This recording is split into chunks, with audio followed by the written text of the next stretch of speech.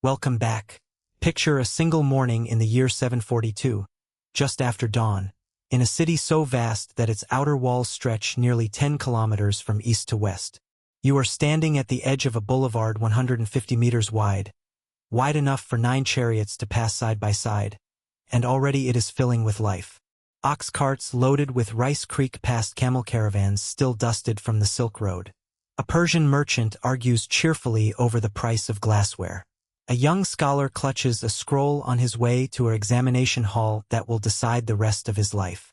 None of them know it yet, but this morning is one of the last mornings of a golden age that will not come again in quite this way.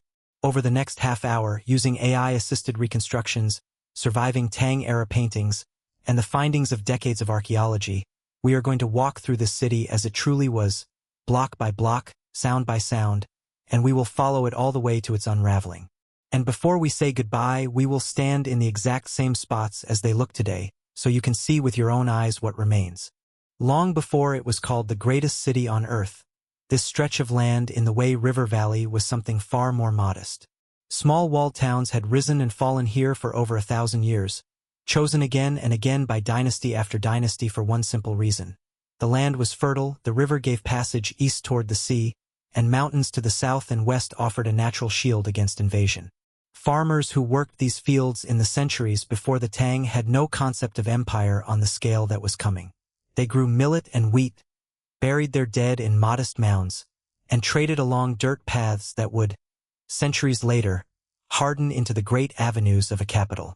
When the Sui dynasty first laid out a new planned city here in 582, calling it Daxing, workers leveling the ground for its walls could not have imagined that within a few generations, under a new ruling house, this same grid of earth would house nearly 1 million people and receive ambassadors from Byzantium, Persia, and lands across the sea to the east.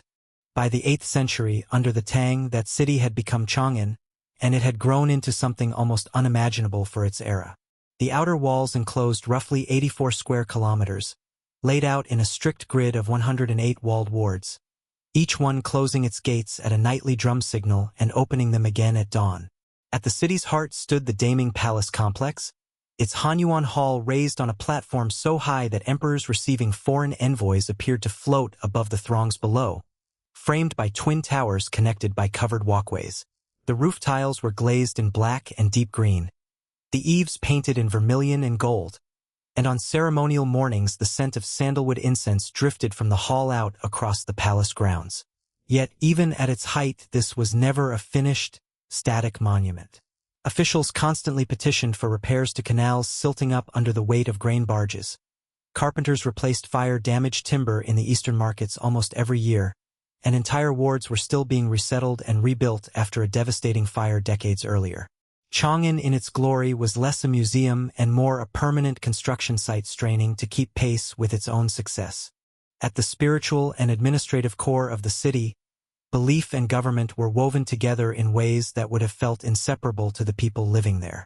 Buddhist monasteries, some housing over 1,000 monks, stood within a short walk of Daoist temples and a handful of Zoroastrian fire temples and Nestorian Christian churches built for foreign residents, a rare tolerance for the era. The Great Xi'an Temple held the Wild Goose Pagoda, built in 652 to house Buddhist scriptures carried back from India by the monk Xuanzang, its brick tiers rising in a way many worshippers believed connected the earthly city to something beyond it. Meanwhile, the imperial examination halls a short distance away decided the fate of tens of thousands of hopeful scholars each year, testing them for days in isolated cells on classical texts, a civil service system unlike anything in the contemporary world. Justice here was administered through a code of law refined over centuries, with local magistrates handling disputes over land and debt, while the most serious crimes were reviewed all the way up through provincial and imperial courts, layers of authority visible in the very architecture, from humble ward offices to the towering halls of the palace. Step down from the palace and the temples, though, and you would have found a city that felt less like a monument and more like a living organism at full boil. Estimates place the population of Chang'an and its surrounding areas at close to 1 million people during the height of the 8th century, making it very likely the largest city on Earth at that time.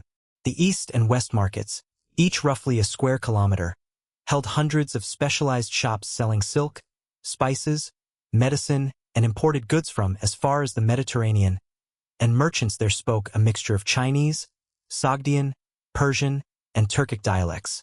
Street food vendors sold steamed buns and skewered mutton, their charcoal smoke mixing with the smell of livestock and canal water. Poets scratched verses onto tavern walls, some of which survive today because later scholars copied them down, while children played games with clay dice in narrow alleyways between densely packed timber frame houses. Class divides were sharp and visible. Aristocratic families rode in canopied carriages through wards reserved largely for the wealthy, while laborers and craftsmen lived in cramped quarters near the markets, sharing wells and communal ovens, subject to a curfew bell that emptied the streets each night under penalty of arrest.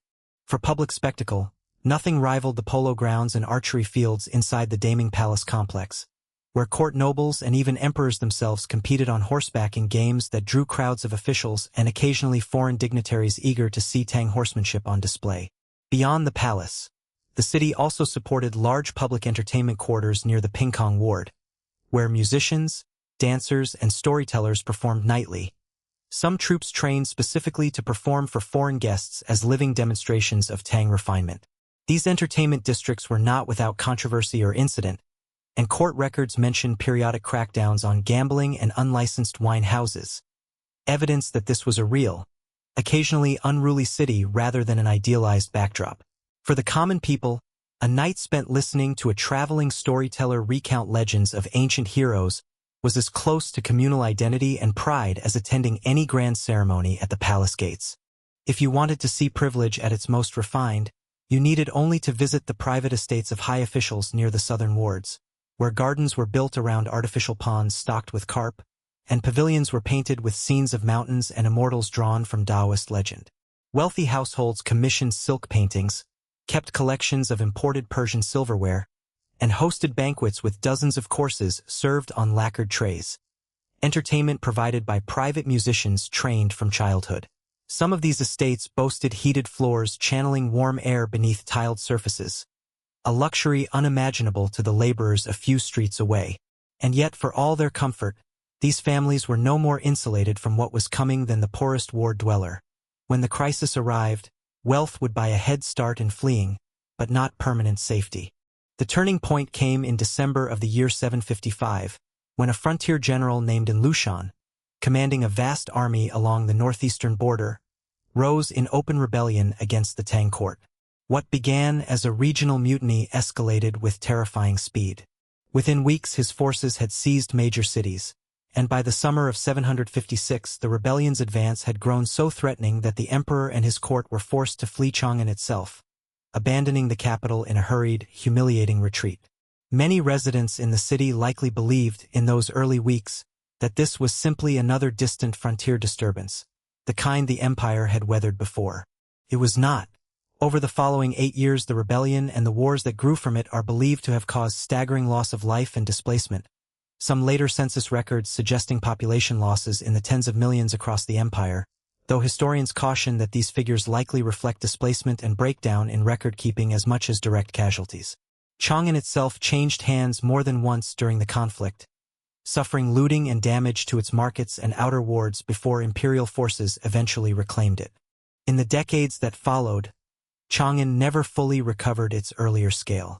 The Tang dynasty limped on for another century and a half, weakened by the fiscal and political toll of the rebellion, and when the dynasty finally collapsed in 907, the city that had once housed 1 million people was deliberately dismantled by a warlord relocating the capital eastward, its timber halls stripped for reuse and its population forced to relocate. For centuries afterward, the site of imperial Chang'an existed mostly as farmland and scattered ruins beneath the modern city of Xi'an, its palace foundations buried under fields, its grand avenues remembered mainly through poetry and old chronicles rather than physical remains. It was not until the 20th century, and especially through systematic excavations beginning in the 1950s, that archaeologists began mapping the true scale of what had been lost, uncovering foundation platforms of the Daming Palace, roof tile fragments still glazed in their original colors, and everyday objects like ceramic bowls, coins, and children's toys that brought the city's ordinary residents vividly back into focus. Excavated tomb murals from the era, remarkably preserved in the dry soil of the region, revealed court ladies, foreign envoys, and musicians in such fine detail that historians could finally see faces and fashions rather than simply reading about them. And each new find reminded scholars that a city this famous in legend had, in fact, once been made of ordinary, breathing people. It is worth pausing here just for a moment to remember that every ward, every market stall, every palace hall we have described was somebody's home, somebody's workplace, the place where they raised children and mourned losses and hoped for better harvests. The grandeur of Chang'an can make it easy to think of it as a symbol rather than a place where real people lived ordinary days, but that is exactly what it was, long before it became a legend. Today, if you travel to the modern city of Xi'an, you can still see remnants of that vanished capital woven into the present landscape. The site of the Daming Palace is preserved as a National Heritage Park. Its platform foundations excavated and marked so visitors can walk the outline of Hanyuan Hall exactly where emperors once stood. The giant wild goose pagoda still rises over the southern part of the city, restored and reinforced over the centuries, but standing on its original 7th century foundations. And visitors today can climb its interior staircases just as pilgrims once did. Sections of the old city walls, though largely rebuilt in later dynasties, follow much of the same footprint as the Tang-era boundary, and the Shaanxi History Museum nearby houses many of the tomb murals, ceramics, and court objects unearthed from the surrounding ruins, allowing you to look into the same painted faces the excavators once uncovered. Little remains of the original east and west markets above ground, but archaeologists have mapped their outlines beneath the modern streets. An ongoing excavation continues to bring new fragments of Tang life to the surface even now. Thank you so much for spending this time with me, walking through a capital that once held the world's ambassadors and poets and merchants within its walls. If there is a lost city, a forgotten kingdom, or a vanished civilization you would like to see brought back to life like this, let me know in the comments below. And if anything in this video felt inaccurate or worth digging into further, I genuinely welcome that feedback too. I will see you in the next one.